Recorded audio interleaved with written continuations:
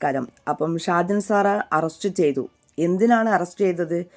അതായത് ഈ യൂട്യൂബ് ചാനലിൽ ഒരു ലേഡിക്കെതിരെ വളരെ മോശമായിട്ട് സ്ത്രീത്വത്തെ തന്നെ അപമാനിക്കുന്ന രീതിയിൽ വീഡിയോ പറഞ്ഞതുകൊണ്ട്.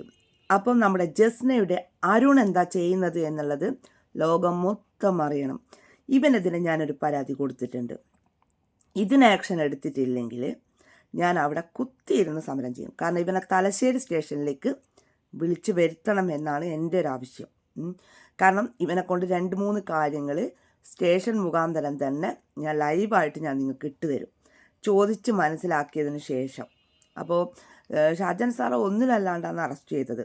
അത് വെറുതെ എന്താ പറയേണ്ടത്, യൂട്യൂബ് ചാനലല്ലേ. അപ്പോൾ കണ്ണ ബൈ ജസ്ന സലീം എന്ന യൂട്യൂബ് ചാനൽ എന്തിനു വേണ്ടിയിട്ടാണ് നിലകൊള്ളുന്നത് എന്നുള്ളത്. കാരണം കണ്ണൻ്റെ പേരും വെച്ചിട്ട് ഈ വേശ്യ ചെയ്യുന്ന കാര്യങ്ങൾ കൃത്യമായിട്ട് അത് ജനങ്ങളെ പറഞ്ഞ് മനസ്സിലാക്കേണ്ടി വരും, ഇന്നല്ലെങ്കിൽ നാളെ.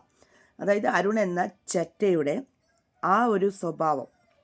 കാരണം നമ്മൾ പറയുന്നത് കേസും കാര്യങ്ങളും ഒക്കെയാണ്. കാരണം ഹിന്ദുക്കളെ പറ്റിച്ചും മൂഞ്ചിച്ചും ജീവിക്കുന്ന ജസ്ന സലീമിനെ പറഞ്ഞു കഴിഞ്ഞാൽ പൊള്ളുന്നത് ജസ്ന സലീമിൻ്റെ സ്റ്റെപ്പായ ഇവന്. അപ്പം പറയേണ്ട ആവശ്യമില്ലല്ലോ. ലേഡീസ് തമ്മിൽ പറയാനുള്ള കാര്യങ്ങൾ ലേഡീസ്. പിന്നെ ഇവൻ്റെ കല്യാണത്തിന് നമ്മൾ അവിടെ പോയിട്ട് പിന്നെ എന്താ ഫോൺ വിളിച്ച് സംസാരിച്ചത്, ഇതപ്പോൾ എപ്പോഴാണ് നടന്നത് എനിക്ക് പോലും അറിയില്ല. കാരണം ഇല്ലാത്ത കാര്യങ്ങൾ പറഞ്ഞിട്ട് ഇവൻ വൃത്തികേടാണ് പറയുന്നത്. അതായത് ഞാൻ ഏതൊരു സ്വർണം മോഷ്ടിച്ചെന്നോ അതൊക്കെ സ്റ്റേഷനിൽ വന്നിട്ട് തെളിയിച്ച് തരണം. ആ തെളിയിക്കുന്നത് ഇനി എന്തെങ്കിലും ഒരു പാകപ്പിഴ തെറ്റിച്ച് കഴിഞ്ഞാൽ നിൻ്റെ പേരിൽ ഞാൻ മാനനഷ്ടത്തിന് കേസ് കൊടുക്കും. അപ്പോൾ ഈ ഒരു കാര്യം എനിക്ക് ആദ്യം തന്നെ നിങ്ങളോട് പറയണം.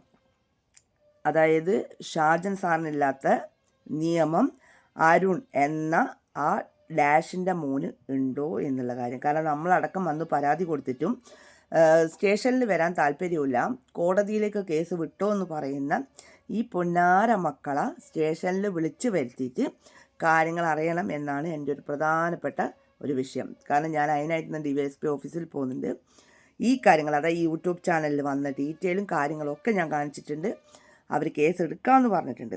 എനിക്ക് കേസ് എടുക്കാം, ഇന്നലെ വിളിച്ച സമയത്താണ് കേസ് എടുക്കാമെന്ന് പറഞ്ഞത്. ഇന്ന് രാവിലെയും കൂടി ഞാൻ പോയിട്ട് നോക്കട്ടെ. ഇല്ലെങ്കിൽ ഞാൻ അവിടെ തന്നെ ഇരുന്നിട്ട് ഞാൻ ലൈവ് ഇടും, നിങ്ങളെ മുന്നിൽ ലൈവ് ഇട്ട് ഞാൻ കാണിച്ചു തരും. ഇവർ കേസ് എടുക്കുന്നത് വരെ പ്രതിഷേധിക്കും, ഇവിടെ ഇവനെ കൊണ്ടുവരുന്നത് വരെ. കാരണം ഇവൻ തന്നെയാണല്ലോ പറയുന്നത്, വൃത്തികേട് പറയുന്നത്, സ്ത്രീത്വത്തെ തന്നെ അപമാനിക്കുന്ന രീതിയിൽ.